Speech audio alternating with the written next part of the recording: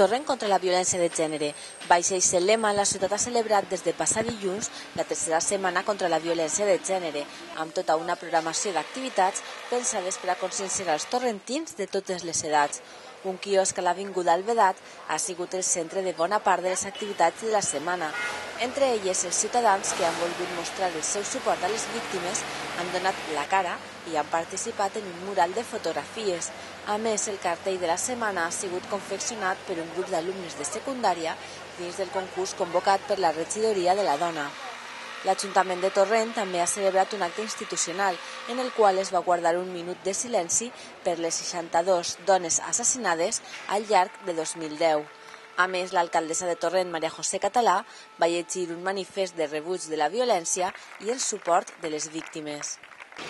La violència de l'home contra la dona ha estat oculta en la vida privada de les dones i la nostra obligació en este dia, així com també al llarg de la resta de l'any, és fer-la visible perquè no és un assumpte privat, sinó un delicte perseguible d'ofici i un problema d'interès públic. El nostre compromís davant estatarà social és ferm i inflexible en la lluita contra els maltractadors, de suport i d'ajuda total a les víctimes i responsable en la consciència de tota la societat. I a les víctimes els volem donar un missatge d'esperança. Heu de denunciar, no podeu resignar-vos, heu de trencar el cicle de la violència.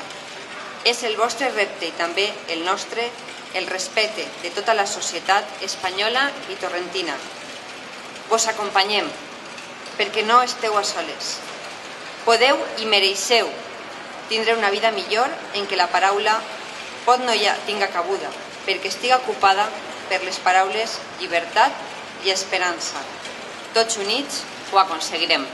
Ja de vesprada es va celebrar una marxa cívica des de l'edifici Metro fins l'Institut de la Marxadella amb el lema Caminant al vostre costat. Allí un alumne del centre va llegir un manifest i a més es va reconèixer l'esforç dels joves guanyadors del concurs de cartells. Maria José Català va destacar la importància de l'educació en l'erradicació d'este mal de la nostra societat.